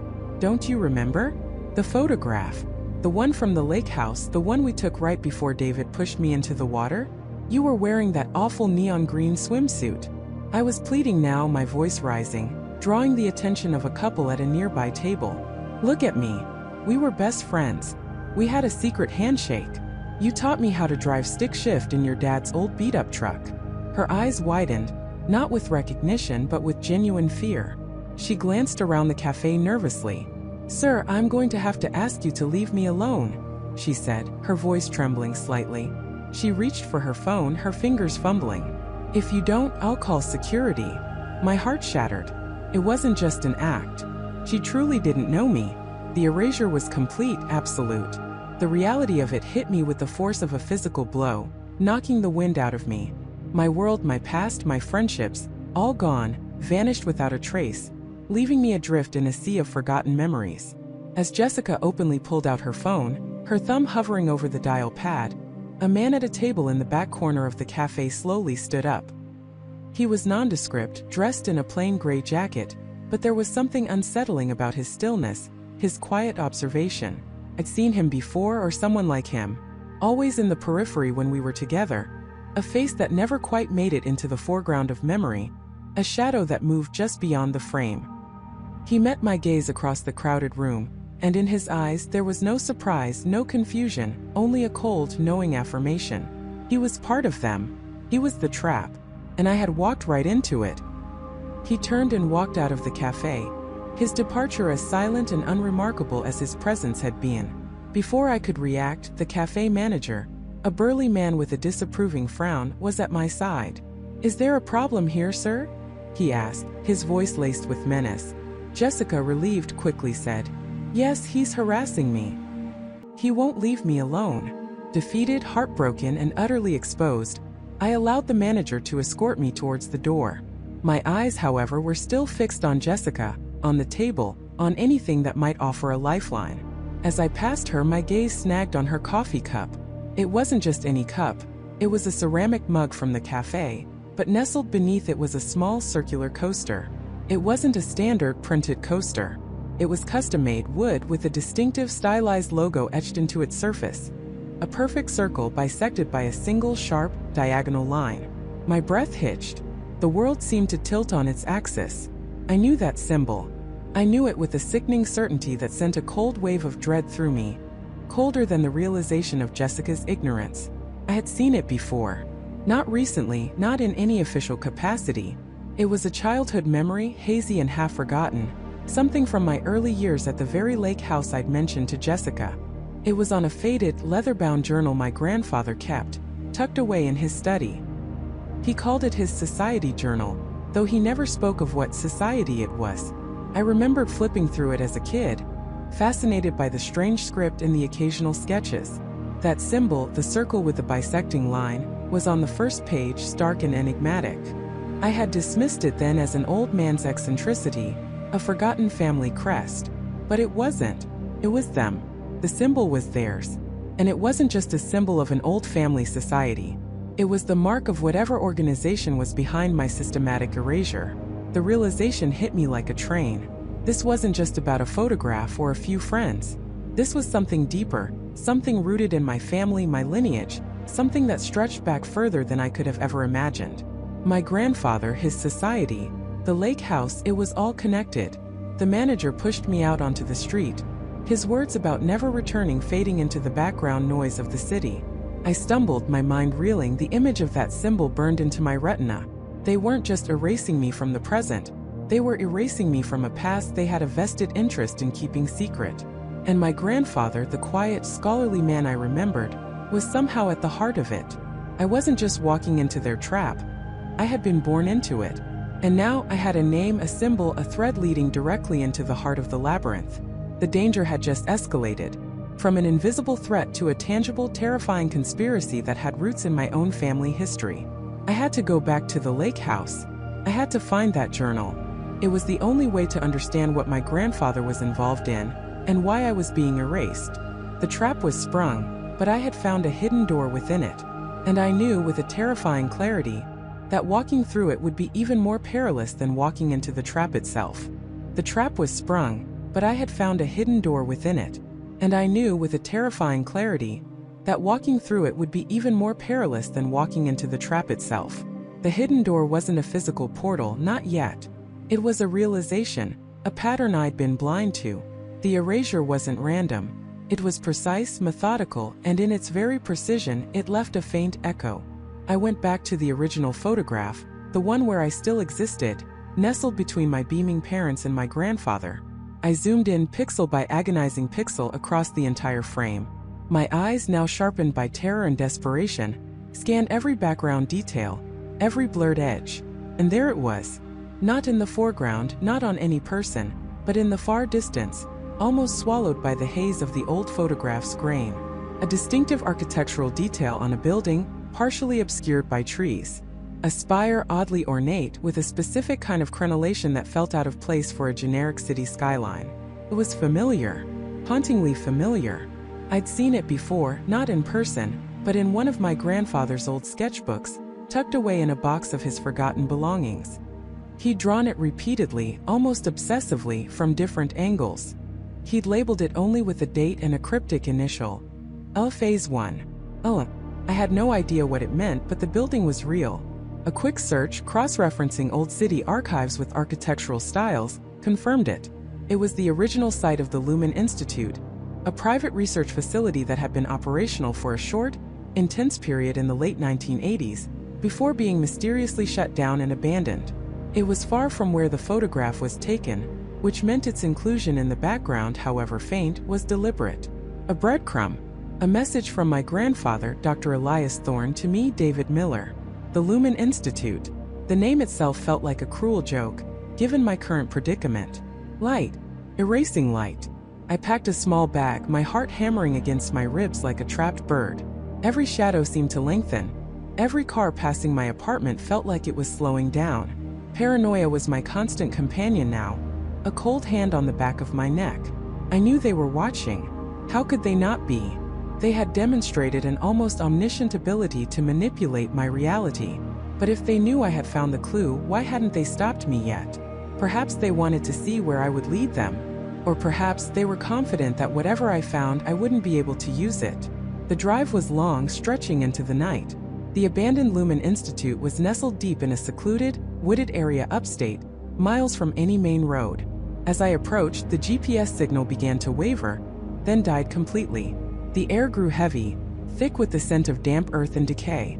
The building itself loomed out of the darkness, a grotesque monument to forgotten ambition. Its windows were either boarded up or shattered, reflecting the moonlight like vacant eyes. I parked my car a good distance away, plunging into the dense undergrowth to approach on foot. The rustling leaves and snapping twigs underfoot sounded deafening in the oppressive silence.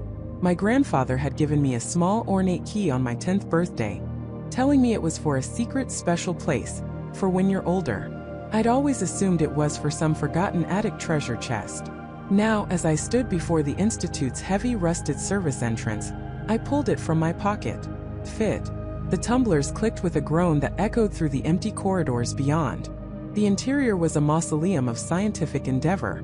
Dust motes danced in the sparse beams of moonlight filtering through cracks in the roof. The air was frigid, carrying the metallic tang of old machinery and the faint, sweet decay of time. I moved through what appeared to be empty labs, equipment shrouded in canvas, like sleeping giants. My flashlight beam cut through the gloom, revealing peeling paint, discarded files, and the ghostly outlines of workstations. I followed my gut, drawn deeper into the complex. I remembered my grandfather's meticulous nature, his habit of hiding his most sensitive research in plain sight, or rather, behind it. I found a large, unassuming office, clearly his. A heavy oak desk, a wall of empty bookshelves. But behind one of the shelves, where the wall met a support pillar, I noticed a subtle discoloration in the paint, a faint seam. My grandfather had always been fascinated by hidden mechanisms. I ran my hand along the wall, pushing, pressing. Finally, with a soft click, a section of the bookshelf swung inward, revealing a cramped, almost claustrophobic hidden study. Inside, it was as if time had stopped the moment he'd left. A single powerful desk lamp, still connected to a backup generator, flickered to life when I flipped the switch. The room was dominated by a large, complex console, bristling with old monitors and archaic wiring. But what truly caught my attention were the stacks of leather-bound journals, meticulously labeled, resting on a smaller secondary desk. These were my grandfather's personal research logs, and they detailed everything. The Lumen Institute, or as he referred to it in his early entries, Project Chimera, was an experimental initiative. Its initial goal was noble, almost utopian: to manipulate human memory and perception through advanced photographic resonance. Elias Thorne, my grandfather, was one of its lead scientists. They believed that by altering the recorded image of reality, a photograph, they could subtly influence the collective memory associated with that event or person. The idea was to help individuals overcome trauma by digitally editing out painful memories from their visual records, or even to correct historical inaccuracies. But the journals chronicled a horrifying descent. A rogue faction emerged, led by a brilliant but ruthless theoretician named Dr. Evelyn Reed. Reed saw the project's true potential for control, not just to heal but to dominate, to erase dissidents, rewrite history, and ultimately to control the very sense of self by manipulating not just individual memories, but the collective consciousness. They discovered that by targeting a person's image across multiple photographic instances, and then introducing a specific resonant frequency, they could achieve a profound, almost existential erasure. Not just from photos but from the memories of others, from official records, eventually even from reality itself. My grandfather, Elias, had been horrified. He chronicled his growing unease, his desperate attempts to halt the project, to expose Reed's true intentions. He realized the terrifying implications. A world where truth was fluid, where existence itself could be edited out of being. He described how Reed's faction had refined the process, making it irreversible, almost undetectable. The erasure wasn't just a visual trick. It was a deep-level ontological assault. He wrote about a catalyst, a specific, highly unstable energy signature, that initiated the full erasure sequence once enough photographic anchors were targeted. And then a desperate, almost frantic entry. Elias had tried to sabotage the project, to leave a fail-safe, a way to reverse the erasure, but it would require a specific anchor, someone with an uncorrupted, direct lineage to the project's original intent, someone whose own existence could resonate with the pristine, untainted memories of the past, someone who could act as a living counterfrequency. And as I read, a cold dread seeped into my bones. That anchor was me. I was being erased not just because I was getting too close, but because my grandfather had foreseen this, had planned for it. He had left me the means to stop it, to reverse the unthinkable. I was the last link to the truth, the living key to his failsafe. My very existence was a direct threat to Dr. Reed's ongoing, terrifying project. They weren't just erasing me to shut me up. They were erasing me to neutralize the weapon my grandfather had built into my very being. I felt a chill that had nothing to do with the cold air of the abandoned lab. The desk lamp flickered violently, plunging the room into momentary darkness before sputtering back to life. A low hum like a distant, angry beehive vibrated through the floorboards. I scrambled through the final journal entries, my eyes darting across his frantic handwriting. "They know I left you the key, David," I read, his words a desperate whisper from the past. "Don't let them take your truth. Don't let them take the truth. The journal ended abruptly, the last page torn, as if he'd been interrupted mid-sentence. A metallic clang echoed from deeper within the facility, followed by the distinct sound of heavy footsteps. They weren't just watching anymore. They had found me. The peril was no longer theoretical. It was here, in the decaying heart of the Lumen Institute, breathing down my neck. The peril was no longer theoretical. It was here, in the decaying heart of the Lumen Institute, breathing down my neck. My heart hammered against my ribs, a frantic drumbeat against the silence of my terror. The heavy footsteps were distinct now, closer than I dared to imagine, thudding with a menacing rhythm on the stained concrete floor. I didn't hesitate. Survival instinct screamed, overriding every other thought. I lunged, not towards an exit I couldn't see, but towards the nearest shadow, a gaping maw between towering rusted machinery. It was a maintenance shaft, dark and smelling of ancient grease and dust. I squeezed in, pulling the flimsy, corroded metal door shut behind me with a desperate clang that echoed too loudly in my ears. I held my breath, pressing myself against the cold, grimy metal, my entire body rigid. The footsteps grew louder, closer, passing right by my makeshift hiding spot. I could hear the creak of their shoes, the soft rustle of their clothes, and then a muffled voice. "He's in this sector." Confirmed visual on level 2, near the old therapy rooms. Another voice, deeper, colder. "Ensure containment. Protocol Gamma initiated. We cannot afford another deviation from Thorne's work." Thorne. The name sent a chill through me, sharper than the cold metal pressing against my cheek. Dr. Eris Thorne, the architect of this nightmare. My mind raced, trying to process the fragments. Containment. Deviation. They weren't just security guards. They were guardians of a secret, protectors of Thorne's legacy. They knew who I was, or rather who I wasn't supposed to be. The footsteps receded, but the tension didn't ease. I knew they hadn't left. They were searching systematically, closing in. My hiding spot was temporary, a fleeting reprieve. I needed to move, but where? My eyes, adjusting to the gloom, scanned the cramped space. It was a forgotten access tunnel, filled with discarded equipment, coils of ancient wiring, and the pervasive scent of decay. Then something glinted in the dim light. A small metallic box, half hidden beneath a pile of yellowed blueprints. It wasn't modern. It looked like something from decades ago, a heavy steel case with a combination lock. A foolish impulse, or perhaps a desperate one, urged me forward. What could be in there? More useless relics of a forgotten past? Or something vital?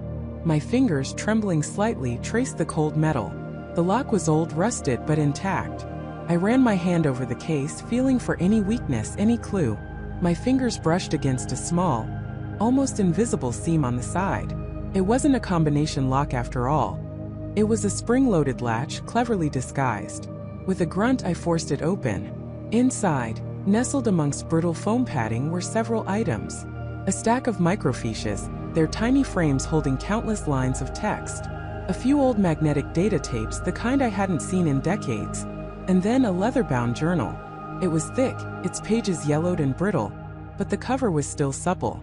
On the front, embossed in faded gold leaf, were the initials, A.T. Eris Thorne. My breath hitched. This was it. The architect's own words. I pulled the journal out, my hands clammy.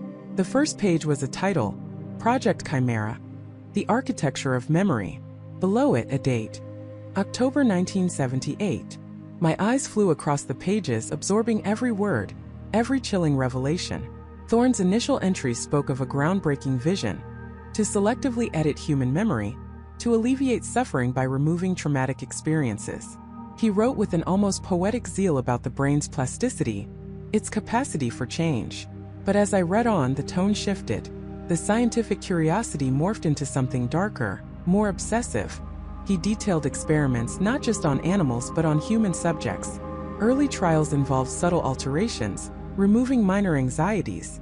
But Thorne pushed further, driven by a desire not just to heal, but to control. He discovered that memories weren't isolated events. They were interconnected, forming a complex web.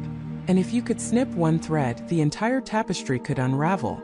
The photograph, an entry from 1982, read, "Is not merely a record, it is an anchor, a powerful mnemonic trigger. By altering a subject's perception of a specific photographic memory, particularly one involving others, we can induce a profound sense of dissociation. The subject begins to question their presence, their role, their very existence within that shared history. My blood ran cold. The photograph. My photograph. The one I wasn't in anymore. It wasn't a glitch, not a trick of light. It was a deliberate act. Thorne's journal continued, detailing his memory reintegration and erasure protocol. He described using focused neurostimuli, combined with hypnotic suggestion and exposure to subtly manipulated images, to rewrite a subject's personal history. He aimed to selectively remove individuals from the collective memory of a group, and crucially, from their own self-narrative. Then I found it. An entry from 1987 circled multiple times. Subject MD. A fascinating case. Unusually high cognitive resistance. The initial erasure was successful, but residual echoes persist. He experiences phantom memories, a persistent unease, a remarkable testament to the resilience of the human psyche, but also a threat to the integrity of Project Chimera. Complete erasure of MD's presence, both from the photograph and from the minds of those connected to it, has been achieved. Yet, his own subconscious fights back. A true test for Protocol Delta. Total systemic reintegration or permanent containment. MD Michael David. My name. I was Subject MD. It wasn't just a photograph. It was a weapon. They hadn't just removed me from the picture. They had tried to erase me from existence itself, starting with that image. They had targeted my memory, and the memories of everyone in that picture, to make me a ghost, a phantom limb of a past that no longer acknowledged me. The Institute wasn't a place for healing. It was a laboratory for identity theft, a factory for human erasure. The watchers outside, the ones hunting me, weren't just guards. They were Thorne's disciples, maintaining his horrific legacy. My re-emergence, my struggle to remember, was a critical failure in their grand, twisted experiment. I wasn't supposed to remember the photograph, let alone question why I was missing from it. I was a deviation, an anomaly that needed to be recontained, re-erased, or silenced forever. The realization hit me with the force of a physical blow. The missing years, the vague sense of loss, the gnawing emptiness. It wasn't just amnesia. It was a wound deliberately inflicted, a meticulously crafted void where a significant part of my life, my identity, used to be. I was a victim of Thorne's ambition, a living testament to his chilling success. But the journal also spoke of my resistance, my uncanny awareness, my residual echoes. My subconscious had fought back. That persistent feeling, that inexplicable pull towards the photograph, it wasn't madness. It was my true self, desperately trying to break through the layers of implanted amnesia. The photograph wasn't just a clue. It was the key to unlocking everything, a tangible piece of the reality they had tried to steal from me. I wasn't just running for my life anymore. I was running for my truth, for my past, for the very essence of who I was. And I had a weapon now, Thorne's own words, his confession. My eyes darted to a diagram tucked into the back of the journal, a hand-drawn schematic of the Lumen Institute. Thorne had marked specific areas, neurostimulation chambers, memory recalibration suites, and then, a central hub, labeled in bold, chilling letters, the Archive Project Chimera Data Core. That was it. That was where the real evidence would be. All the patient files, all the research data, every single detail of Thorne's monstrous work. If I could reach it, if I could expose it, then everything they had done to me, to countless others, would finally be brought to light. A distant clang echoed through the facility, closer this time. They were getting nearer, their search tightening. My time was running out. I couldn't stay hidden. I had to move. I had to reach that data core. Clutching Thorne's journal, its brittle pages a testament to a horrific past, I pushed open the maintenance shaft door. The decaying heart of Lumen Institute still held its secrets, but I now held a map to its darkest chambers. The peril was still here, breathing down my neck, but now so was a fierce, burning resolve. My past had been stolen, but I would reclaim it even if it cost me everything. The data core beckoned, a dangerous beacon in the suffocating darkness, and I ran towards it, the sound of heavy footsteps growing louder behind me, a relentless drumbeat chasing me towards my destiny. The data core, a cathedral of cold, sterile light, hummed with a low, resonant thrum that vibrated through the floor and up into my bones. Rows upon rows of blinking servers reached toward the ceiling, their cooling fans singing a mournful synthetic chorus. This was it, the heart of the labyrinth, the source of the lies and the keeper of the truth. I burst through the final door, my lungs burning, the metallic tang of adrenaline sharp on my tongue. A central console, bathed in a soft, pulsing blue light, dominated the room. It looked ancient and futuristic all at once, a nexus of raw processing power. I didn't hesitate. My fingers, guided by an instinct I didn't understand, flew across the holographic keyboard, a blur of motion as I bypassed security protocols, each successful hack a small victory against the encroaching darkness. I knew what I was looking for, even if I couldn't articulate it. A name, a project, a hidden file. Just as the first data stream began to flicker across the main screen, the heavy door behind me slammed open. David stood there, framed by the harsh white light of the hallway, flanked by two burly security guards. His face was a mask of cold fury, his eyes narrowed to slits. "Michael," he said, his voice dangerously calm, "stand down. You're making a grave mistake."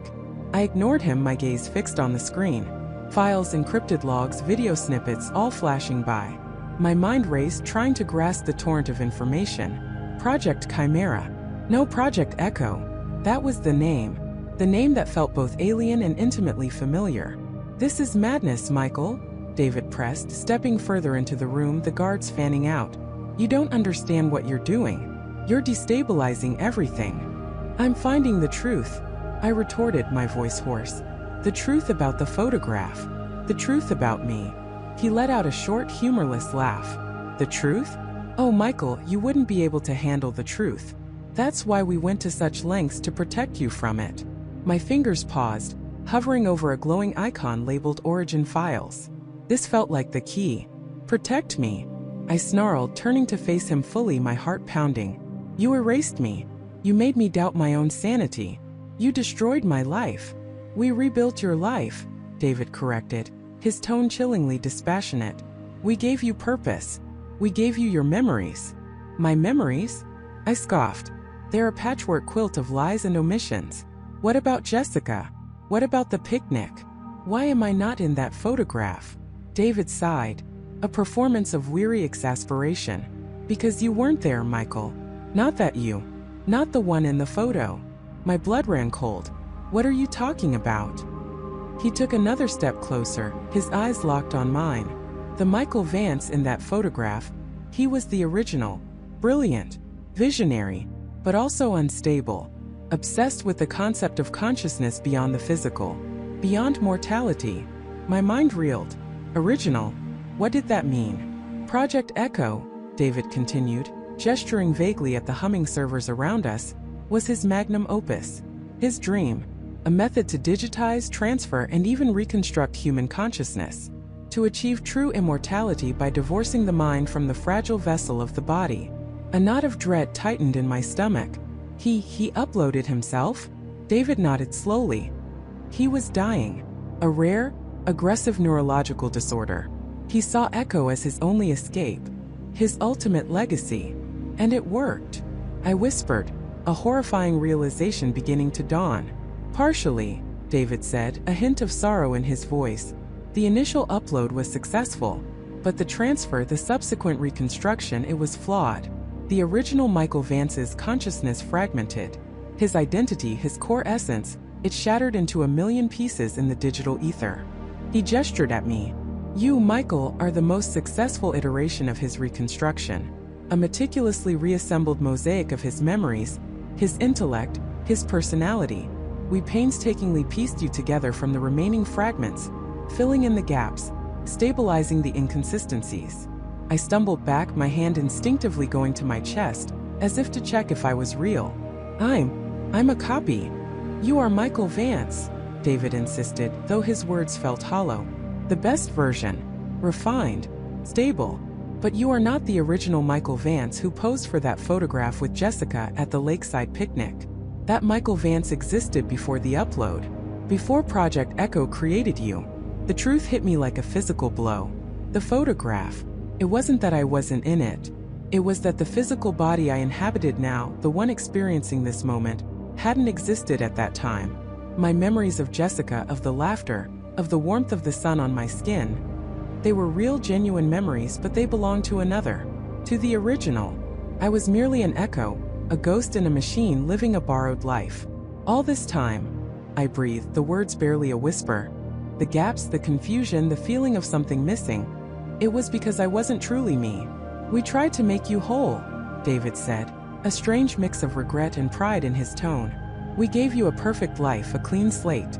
The photograph, it was an anomaly, a remnant of the original's life that somehow triggered a fault in your reconstructed consciousness, a glitch in the matrix of your existence." At that moment, a new voice cut through the sterile hum of the data core. "He wasn't trying to make you whole, Michael. He was trying to control you, Emily." She stood in the doorway, her face pale but resolute, a small data stick clutched in her hand. David spun around, his composure finally cracking. "Emily, what are you doing here?" "Exposing you, David," she replied, her gaze unwavering. "You didn't just reconstruct Michael's consciousness. You manipulated it. You stripped away his free will, his independent thought. You wanted a brilliant mind, but one you could command. One that would never question you." "She's lying, Michael," David roared, pointing a finger at her. "She's trying to sabotage Project Echo. She's always been jealous of my breakthroughs. He wanted to perfect the process through you, Michael," Emily explained, stepping forward. "He wanted to create an army of compliant geniuses. And when you started to remember, to question, he saw it as a malfunction. Something to be recalibrated or worse, terminated." My eyes flicked between them, the pieces of the puzzle clicking into place with sickening clarity. David, the puppet master. Emily, the conflicted conscience. And me, the puppet who had woken up. He was going to erase me again, wasn't he? I asked David, my voice devoid of emotion, a chilling calm descending upon me. David's jaw tensed. "It would have been a necessary reset, Michael. For the good of the project. For the good of humanity." "No," I said, my gaze hardening. "For the good of your ambition." I turned back to the console, my fingers flying faster than before. I had to act. I had to expose him. Not just for myself, but for the original Michael, whose legacy had been twisted into this monstrous experiment. "Guards! Stop him!" David bellowed. The two security guards lunged, but I was faster. With a final desperate surge, I slammed my hand down on the glowing upload/transmit icon. A progress bar flashed across the screen, rapidly filling. "What have you done?" David shrieked, his voice laced with panic. "I've shared the truth," I said, a grim satisfaction settling over me. "Project Echo, your unethical experiments, your manipulation of consciousness, it's all going out. To every major news outlet, to every scientific journal, to the world." The guards reached me, tackling me to the ground. My head slammed against the cold metal floor, stars exploding behind my eyes. But I didn't care. It was done. David rushed to the console, frantically typing, trying to abort the transmission. But it was too late. The progress bar hit 100%. Transmission complete. A wave of sirens wailed in the distance, growing louder with each passing second. Emily stood her ground, watching David's frantic, useless efforts with a look of grim triumph. "You fool!" David screamed, turning on her, his face contorted with rage. "You've ruined everything." "No, David," Emily said, her voice steady despite the chaos. "You did that yourself. We just made sure the world knew." I lay on the floor, the guards holding me down, my head throbbing, but a strange sense of peace washed over me. The sirens grew deafening as an army of agents, likely from some governmental oversight body, flooded the facility. David was quickly apprehended, still sputtering threats and denials. Emily was taken into custody too, though her demeanor suggested she was prepared for it. As they dragged me up, my eyes scanned the data core one last time. The screen still glowed, displaying fragments of the original Michael's life, snippets of his research, the very essence of his being. I was an echo, yes, a copy, but I was also more than that. I was the continuation, the living proof of his ambition, twisted though it had become. My gaze fell on a small printed photograph lying on a nearby console, likely dropped during the struggle. It was the photograph. Jessica smiling, her arm around the man who was and yet wasn't me, the original Michael Vance. I picked it up, my fingers tracing the familiar faces.